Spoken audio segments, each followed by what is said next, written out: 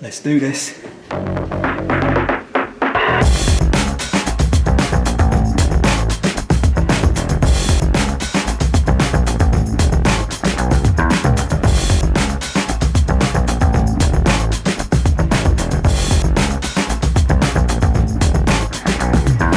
very good morning from one of the most northerly cities in England, Newcastle upon Tyne. Called that because it sits on the banks above the River Tyne. It also has a new castle, simple as that really. We'll learn a little bit more about the history of the city as the video progresses, but right now I'm going to start off by walking from Gateshead, which is where I currently am, across this big old bridge behind me, which was opened by King George V in 1928. It's called the Tyne Bridge.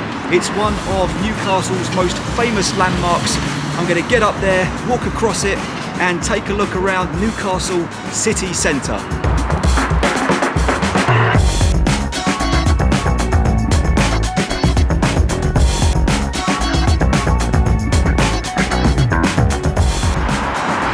I managed to find my way up. It is super windy up here. But there we go, there's the steel of the bridge. It is a bridge made of steel and granite. And look at these spectacular views down on the river below now. There we go. So let's give you a little bit of information on what's around. This bridge here is the Swing Bridge, built in 1876. It is lower than all the others, so it's designed to be able to swing around when large vessels want to pass underneath it. And then behind is the pretty remarkable high level bridge. This one was built in 1849. It's a double-decker bridge, rail tracks on top and a road underneath, opened by Queen Victoria. And then as I come around, there is the new castle. We'll be heading there a little bit later on. And I can see St James's Park football stadium over there in the distance as well. But back to the bridge itself, I'm going to continue my walk and I want to show you the granite warehouses straight ahead. By the way, tomorrow morning I'm hoping to come back down here and film a video on the 7 spectacular bridges crossing the River Tyne in the centre here. I'm hoping to walk all 7 of them and give you a little bit more information on each. At the time of its opening, the bridge was the world's longest single-span bridge. And the 4 granite towers, there's one, there's another, originally built as warehouses. As I said before, they were never completed because the floors were never built inside them. You can see they go all the way down there. Would have been impressive storage facilities had they have been completed. Unfortunately, they were not. These days, they seem to be used as a bit of a home for pigeons.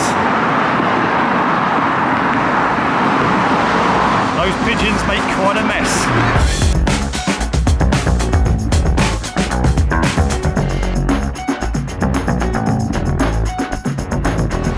Stumbled upon the Cathedral Church of St Nicholas. The sun is behind it. It is closed currently because there's a wedding going on. I think the bride's just turned up. Hopefully it'll be open again a little bit later. I'll be able to go inside and have a look. There we go. Live reporting here in this vlog today. The church has been here for over 500 years. It used to be used as a navigational aid to ships who were on the River Tyne. It is so close to the river. Right, okay, let's press on. We'll be back here later.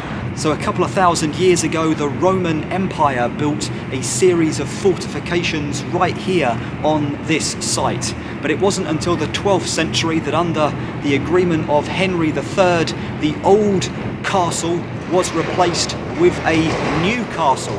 A structure so magnificent, there's a train passing by above me, a structure so magnificent, so spectacular, that the entire area began being called Newcastle. I'm about to enter through into the Black Gate area. There we go. This was built between 1247 and 1250.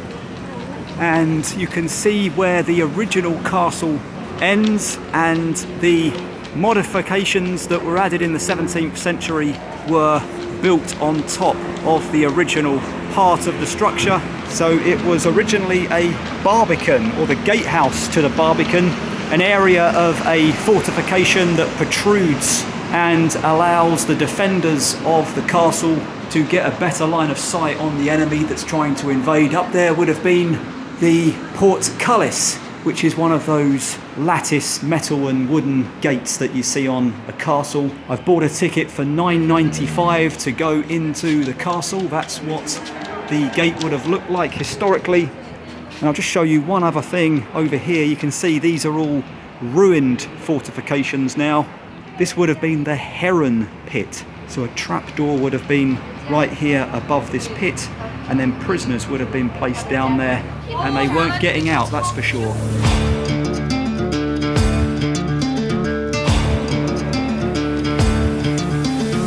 By the way, there is a museum above the ticket office in the previous structure, but as promised, I am now in the main keep. Another wedding. Not sure what that building is.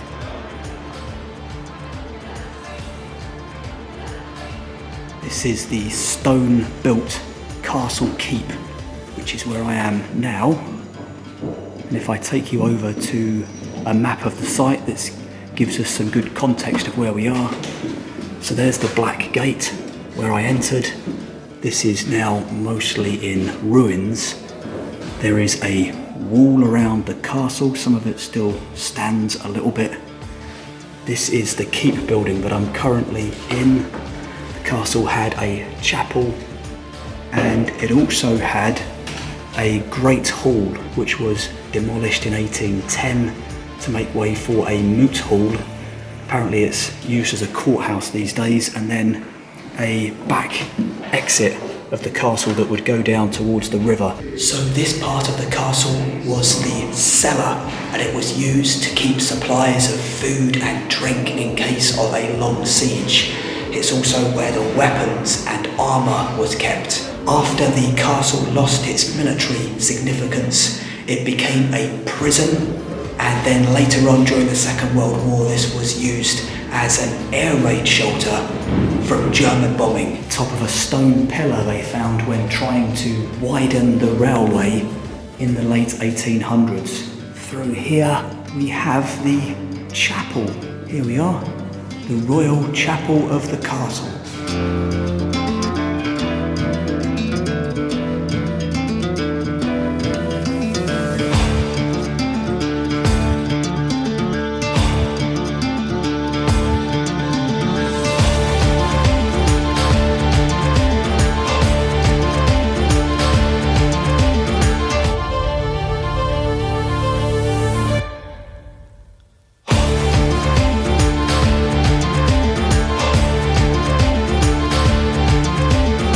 Man, they weren't kidding when they said the best views in Newcastle. There's a party going on over there as well. Take a look.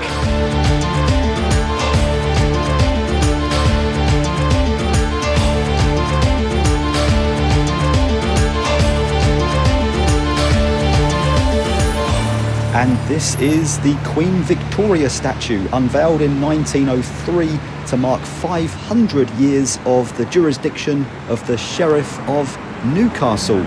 It is in St Nicholas Square, just outside Newcastle Cathedral, which I am just about to head inside.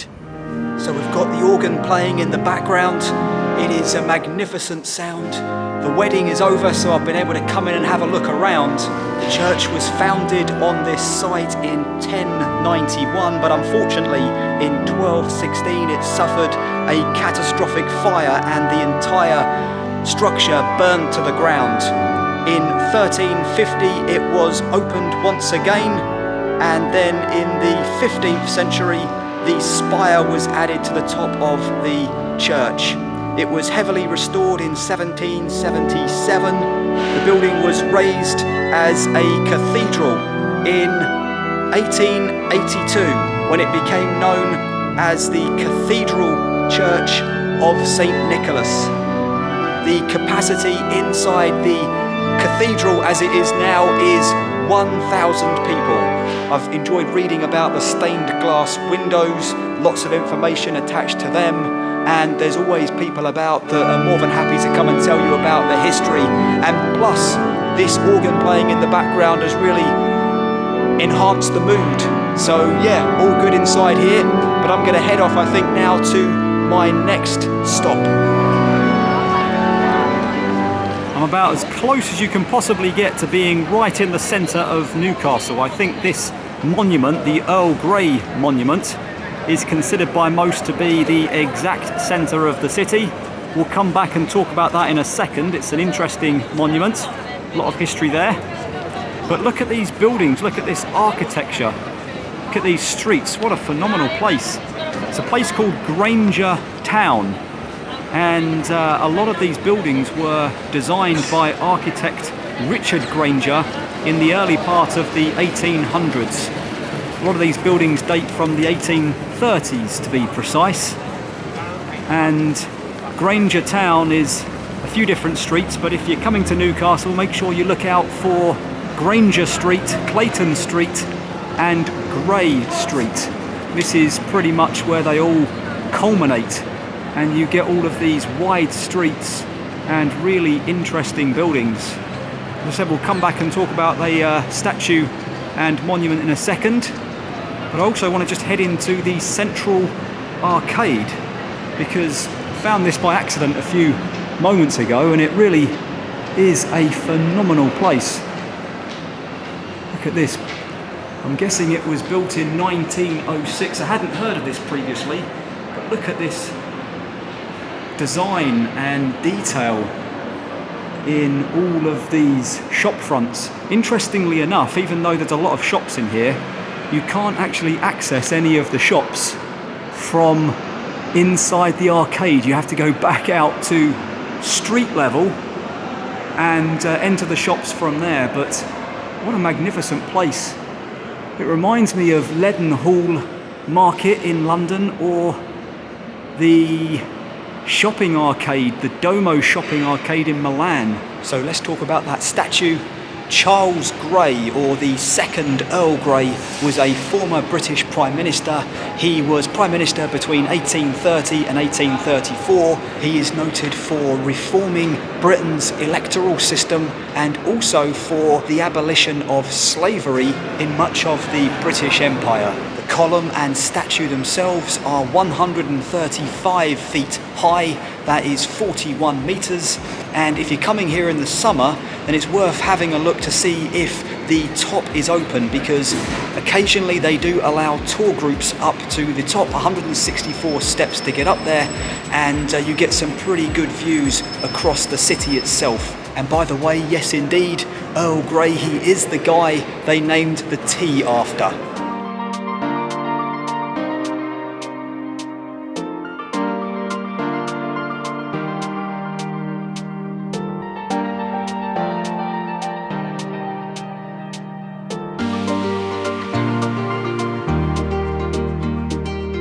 Just over the road there now is St James's Park, the rather large football stadium of Newcastle United, currently in the Premier League.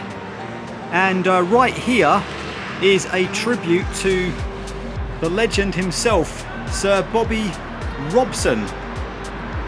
And it says here, as a player, Bobby Robson made 20 appearances for England, scoring 4 goals.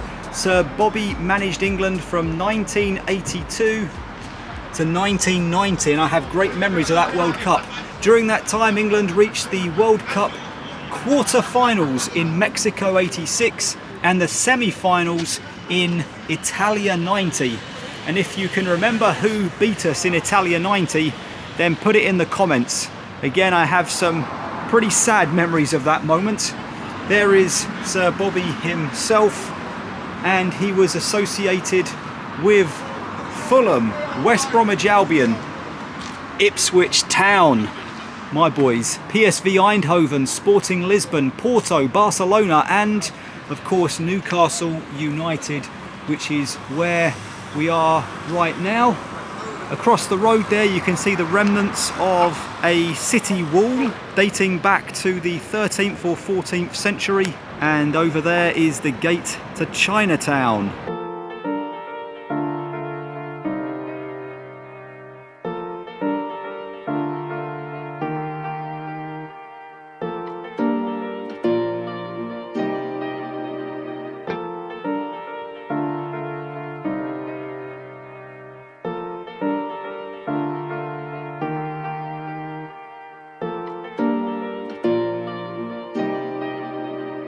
Newcastle was at the forefront of the Industrial Revolution here in Britain, a period between 1750 and 1850 where heavy industry exploded with the shipbuilding and the train building and of course the great northern coalfields. Behind me is a tunnel, the entrance of a tunnel I should say, that really played its part in that era. The tunnel is still open occasionally for tours. Unfortunately, I can't get one on this trip, but if you're in the city and you want to go back in time and revisit some of that glorious past, then check out to see if the tunnel tour is operating. I have a load of information over here on my right which we'll go over and have a look at. So it's in an area of Newcastle about a mile from the city centre. It's taken me about 25 minutes to walk here. And some key dates: the tunnel was opened in 1842. It took 4 years to build, and the length of the tunnel is 2¼ miles, 4 kilometers. And this is a really good info board because it shows you the purple line at the top is the tunnel. It shows you just how far it went underneath the streets of the city.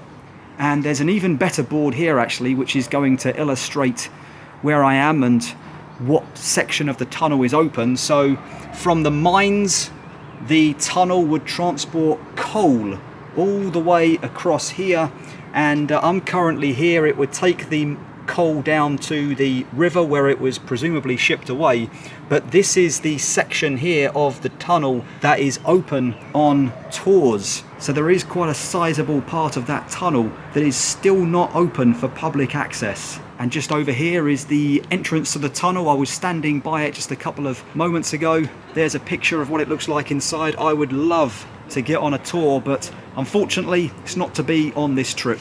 Right, we are going to head over in that direction to a part of Newcastle called Ouseburn, which is supposed to be quite a trendy, cool little neighbourhood.